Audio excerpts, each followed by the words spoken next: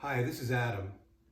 My love for collecting spans guns, knives or edged weapons, and helmets.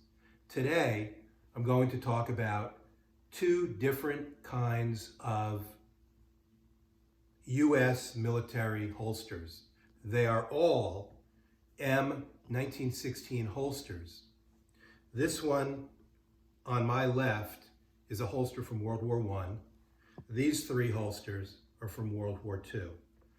And what I'm going to do is talk generally about the specifications of each one, because my goal here is for you, the viewer, to learn. I've had my personal experience with trying to learn about militaria and World War I and World War II, U.S. Helmets, guns, and edged weapons has been difficult.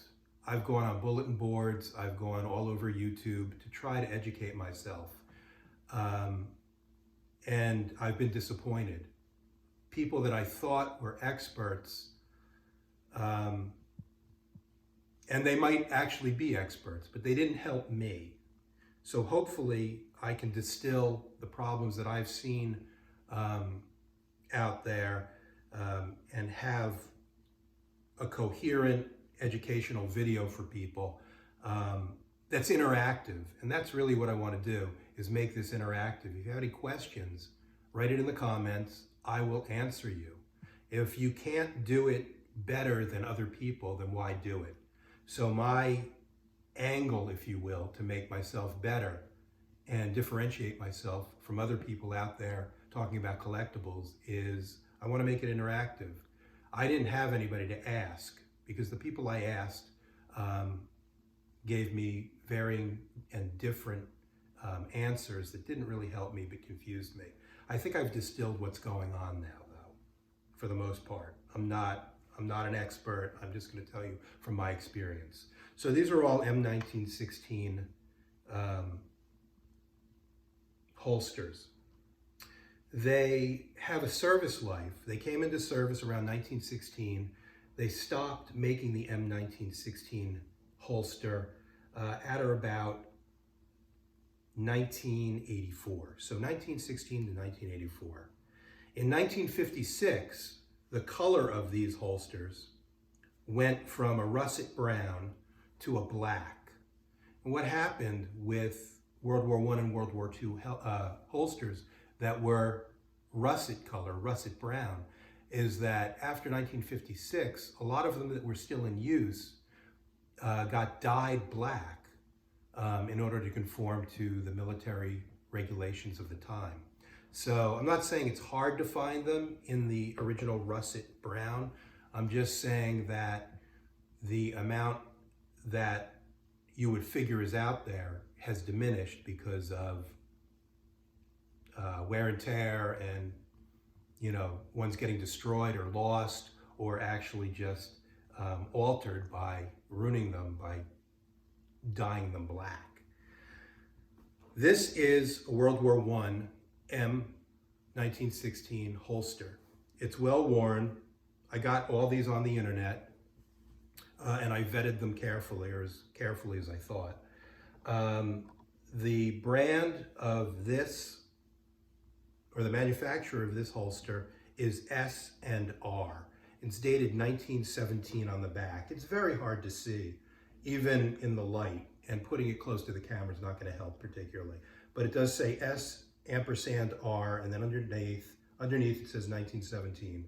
There are no initials, no inspector initials. And this specific holster, I'm going to refer to my notes, weighs 7.58 ounces. It's significantly lighter than these World War II holsters. And it is also 10 1/8 inches long from top to bottom. S&R, you would instinctively think, well, Sears and Roebuck. It's not Sears and Roebuck. Let's just refer to it as S&R, which is how it's portrayed on the back. And the clip here, the hinged clip that goes onto the regulation belt, the one with all the holes, is made out of brass. These, from World War II, these metal attachment pieces are made out of steel. You can find some made in brass. So the World War II ones were brass and steel, but I've never seen a brass one. All I know is these are steel. The World War I, all brass. And they fit really good. This is a World War I Colt, 1911.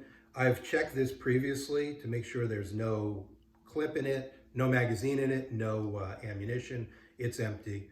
And I will show you how it fits in. And you might not hear it, but when you put it into the holster, it almost pops when it hits the bottom. And it just fits perfectly. It looks great.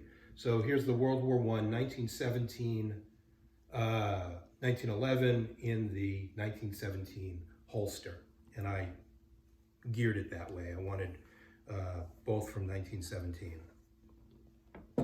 So that's my World War I holster.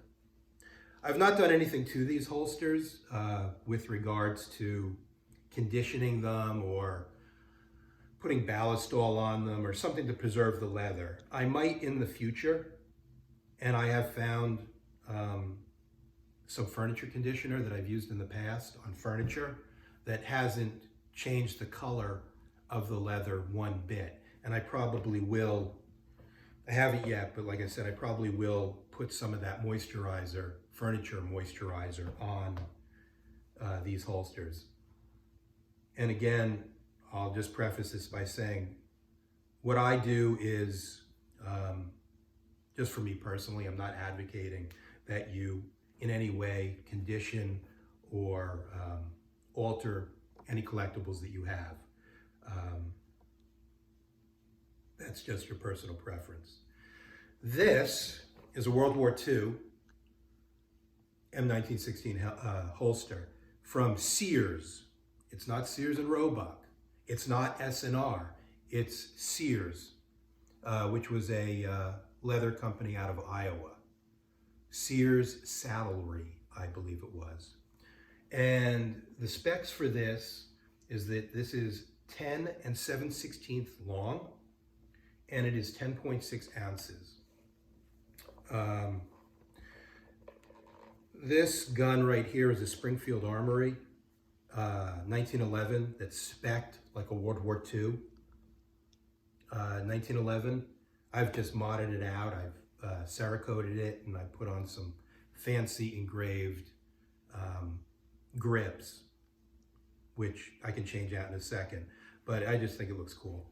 And it, again, it's unloaded. There's no magazine in it. I've checked this previously. So it's again, it's a perfect fit with regards to, it's a little tight because it's stiff, and it's a, it was billed as a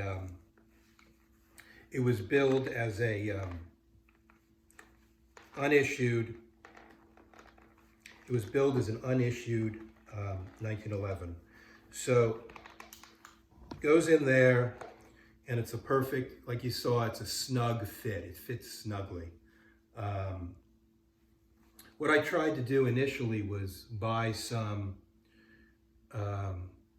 good examples of unissued holsters so that I had the good ones, or not, I shouldn't say good, examples of how they came from out of the factory, as opposed to ones that are well worn. So I wanted a combination of both. And quite frankly, the longer you collect, or the longer I collect, the more I don't like the unissued ones, the more I like the ones that have been through God knows what and have some character to them.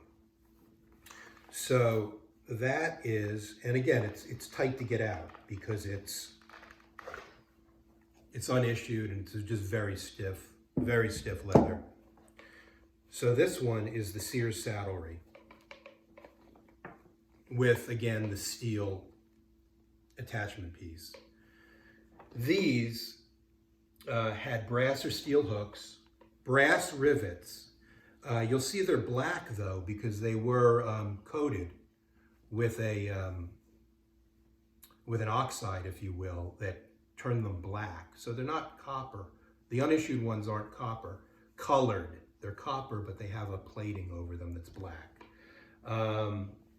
It has a large drain hole, a larger drain hole than the World War I drain hole.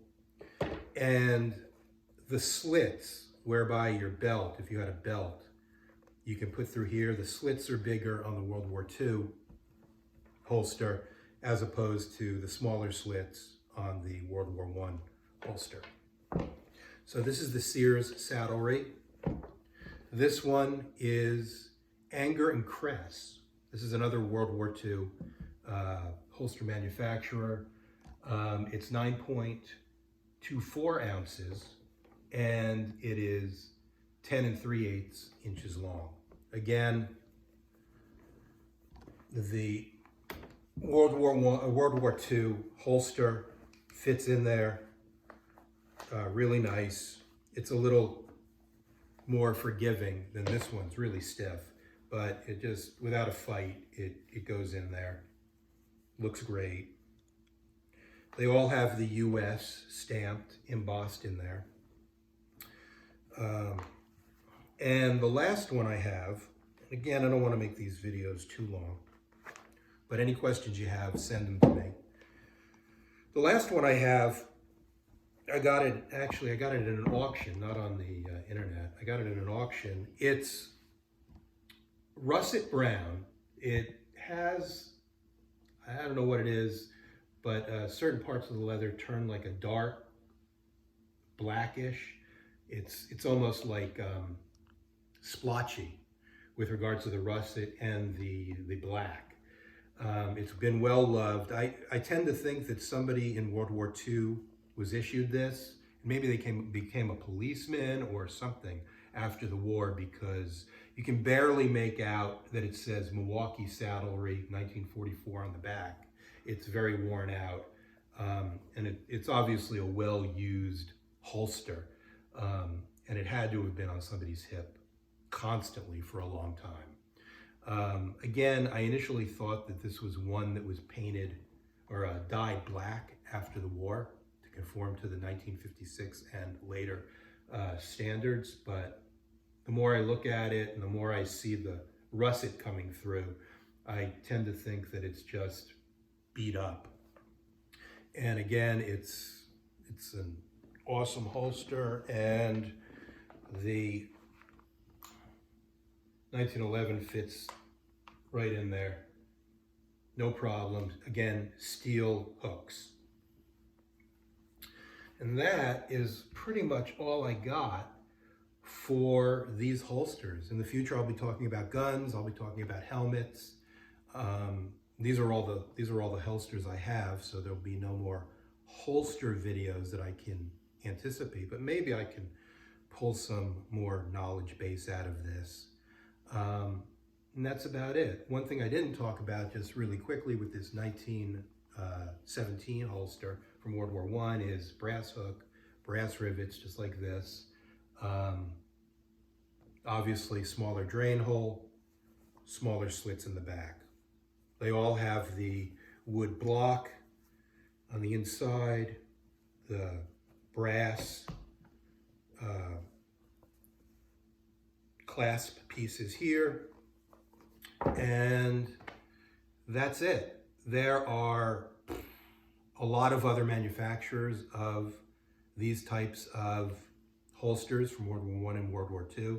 These are just the ones I have, but there are many, many, many, many, many other manufacturers, some common, some very rare.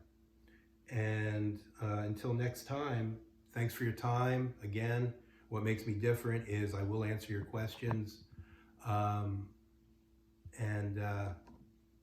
Again, until next time, thank you.